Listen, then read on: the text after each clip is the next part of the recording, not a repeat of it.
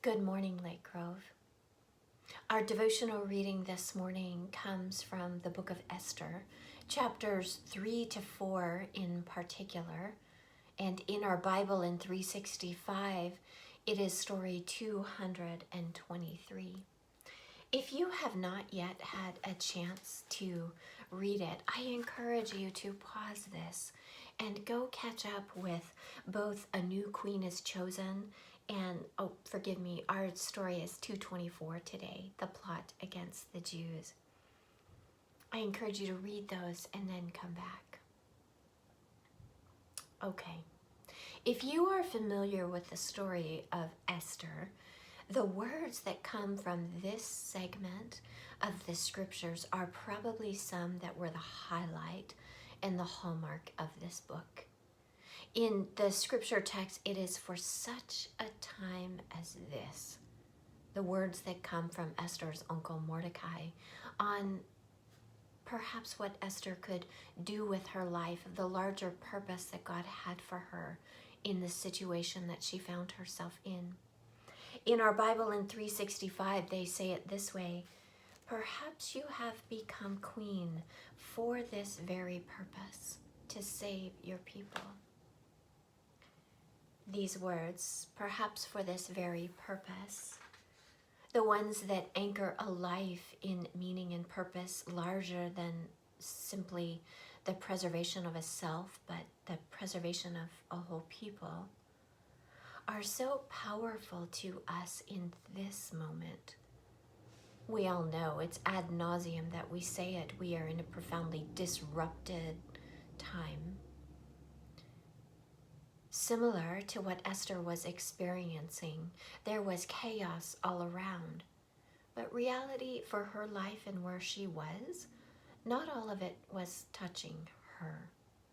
Mordecai, as he was pouring out his heart and the complicated and challenging and very frightening circumstances that there was a threat against the life of every single Jew, Mordecai, in both his warning, "My dear Esther, this may touch you. It may not, but it may. But perhaps you have a larger role in this than you even think."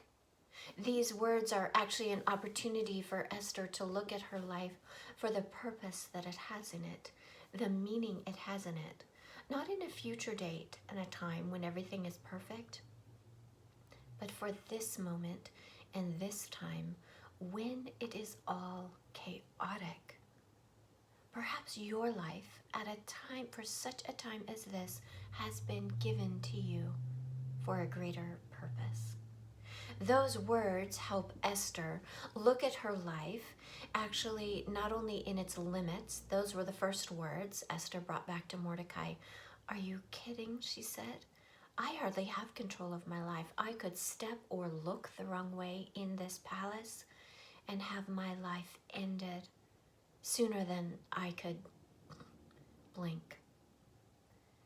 Mordecai actually lets her think about that a moment and see not only the limits of her life, but its possibilities.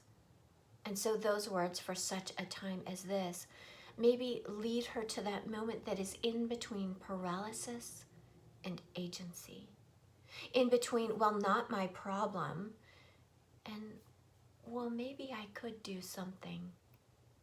Between my life is not my own to, maybe there is something in my hand.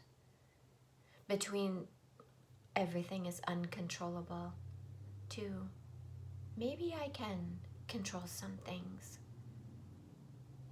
Those words lead to the thought that comes before simply doing the next right thing.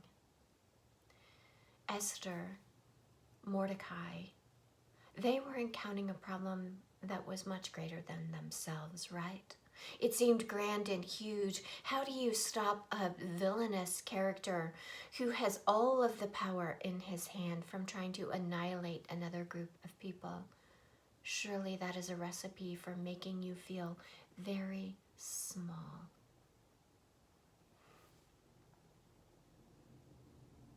Maybe, friends, in these moments where we feel really small, God is inviting our life to actually be used, our agency to be used, our vision, our dreams, our grace, the exact things we hold in our hands for such a time as this. Let us let those words, for such a time as this, speak into us in this moment.